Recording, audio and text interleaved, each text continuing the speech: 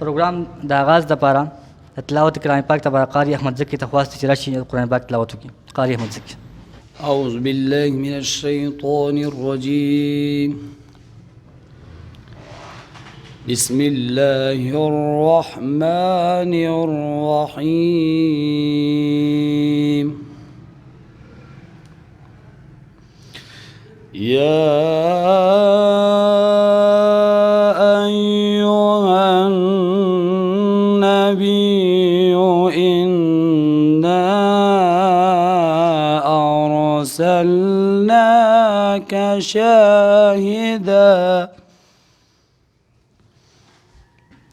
شاهدا ومبشرا ونذيرا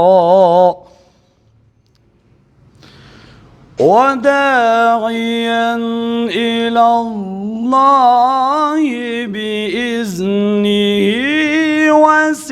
وسراجا منيرا وبشر المؤمنين بأن لهم من الله فضلا كبيرا ولا تطع الكافرين والمنافقين ودع أذاهم وتوكل على الله وتوكل على الله وكفى بالله وكيلا.